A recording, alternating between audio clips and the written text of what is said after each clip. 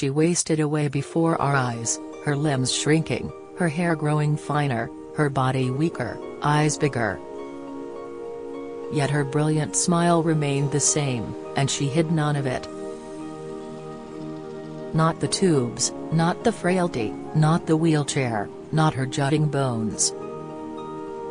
Reflected in the moniker she proudly gave herself, Bowel Babe, Deborah James, 40, never did hide from her cancer, or hide it from the world. She continued to document the last weeks of her life up until just days ago, as she had since her initial diagnosis of stage 4 bowel cancer in 2016, aged just 35, allowing us to see what is so often hidden, the end of a life. It was all in the hope her honesty might lift the stigma surrounding bowel cancer symptoms and save just one person. Or raise one more pound for her Bowel Babe fund on top of the nearly $7 million already achieved, over $3 million of which she raised within 48 hours of revealing she had ended treatment and was to receive hospice care at home in early May. To that end, she never shied from the camera, even as her vitality and strength ebbed away.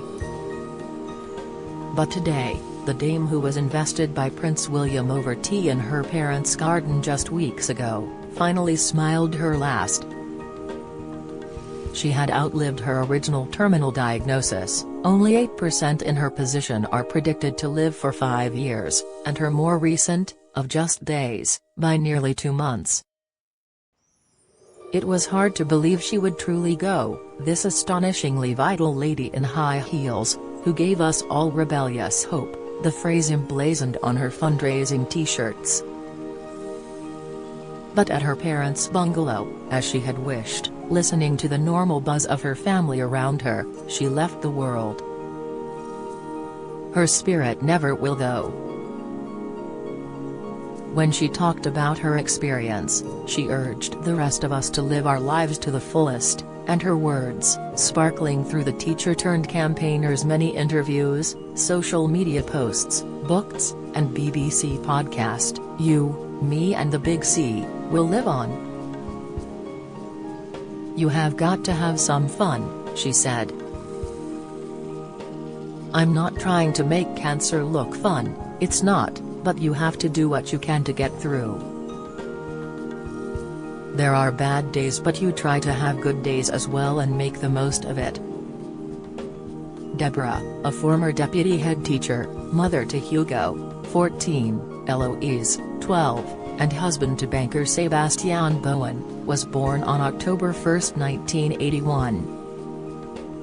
Her mother Heather, aka at Bowelgren, regularly stepped in to help her campaigning events. Her father Alistair was her ever-patient, calm unsung hero, pictured brushing her hair when she was too frail to, on Father's Day.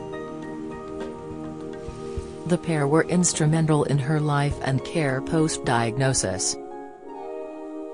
Deborah attended Salesian School, Chertsey, and studied economics at the University of Exeter.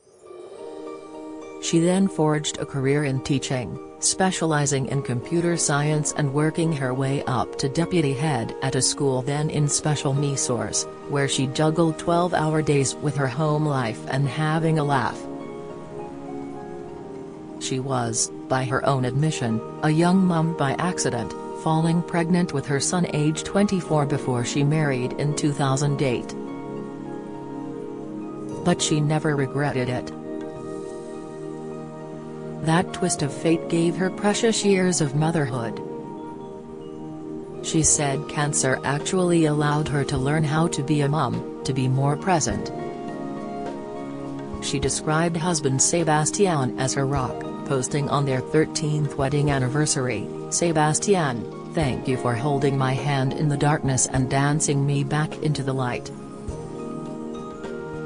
I love you.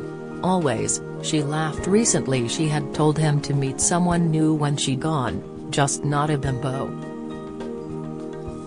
Her original cancer diagnosis came out of the blue. Deborah was a vegetarian of 25 years, a former gymnast and marathon runner. she was, she admitted, at just 35, statistically very unlikely to get bowel cancer. For 6 months she dismissed her symptoms, which she described in detail as bowel movement changes, cramps, blood in her stools, weight loss and fatigue, as IBS and stress. Her GP dismissed them too, although she held no animosity. When she was finally diagnosed in December 2016, she was terminal. Her tumor was 6.5 centimeters. She also had tumors across both lungs. She was told only 34% of women with her cancer made it through the first year, that 8% would make it to 5. Before I knew it, I was staring my cancer in the face and screaming at my consultant, "I don't want to die," she recalled. She and her husband drove home, Deborah crying uncontrollably, bought the most expensive bottle of wine and drank until she passed out. Scans followed next day, and in 24 hours she was meeting the surgeon who would remove part of her bowel. Although terrified, hiding in her bedroom for 2 weeks, her approach became to talk about it and campaign. From a working mum on autopilot, she grabbed her life. Depression was not unavoidable, but her alter ego Bowel Babe was picked to help her change the way she dealt with her cancer, and she began writing a blog under it. Video loading. Video unavailable. Click to play. Tap to play. The video will autoplay soon. 8 Cancel Play Now. Opportunities in journalism and TV followed, and she formed her podcast with fellow cancer patients Lauren Mahan and Rachel Bland, who tragically passed away in September 2018 aged 40. They cut through stigma with their irreverence, talking anything from shopping, to sex, to death. A dizzying array of sidelines and projects, all with awareness and fundraising in mind, gathered pace. She published her book Fuck You Cancer, How to Face the Big C, Live Your Life and Still Be Yourself in 2018. Following the end of her treatment, she published How to Live When You Could Be Dead, which shot to the top of the Amazon bestseller list. Her social media posts went viral, including her chemo dances, when she danced while attached to her pump. She'd sometimes wear heels. She amassed over 1 million Instagram followers and became a newspaper columnist. Becoming a patron for Bowel Cancer UK, she also launched the No Buts campaign and campaign to have bowel cancer symptoms printed on loo roll packaging. Just this week Andrex became the latest company to agree. Deborah also produced a fundraising clothing line with fashion brand, The Style. All of this while her treatment often proved debilitating. She had 17 tumors removed, faced scores of chemotherapy cycles. She long outlived prognosis, but early this year her family were told she might not survive the night. Her liver had stopped functioning and she was vomiting large volumes of blood. She needed to be resuscitated because of the pressure around her organ. She even said her goodbyes. Again, she survived, but sepsis kept recurring and she never left hospital. In early May, she was told treatment could do no more to prolong her life. She opted for hospice at home care at her parents' bungalow in Woking, where she could see greenery outside and have her family around. Her home in Barnes, London wasn't accessible, and she was keen for her children to be able to go on living in it without memories of her death. It means the kids can go back there and not have medical equipment scars everywhere. It can continue to be their home without those memories, she explained.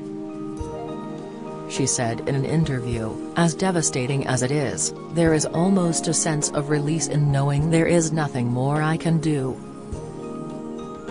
Her final weeks stretched longer than predicted, and Deborah lived them in her indomitable style, admitting she was scared to sleep. She asked everyone to buy her a metaphorical drink, desperately trying to boost her fundraising while she could. It shot up. From opera at Glyndebourne, enjoying a trip after hours to the Chelsea Flower Show to see a rose named for her, to donning pajamas for a sleepover with the girls at home, she found the strength to do her hair and sweep on her lipstick, even though, she said, "it knackers me." She said she never wanted to look like a cancer patient. Days after her final prognosis, Prince William visited her at her parents' home to invest her. "It's quite surreal having a royal pop-in at home," she said. "We rarely saw her cry, not publicly. Nor did she talk often of tears.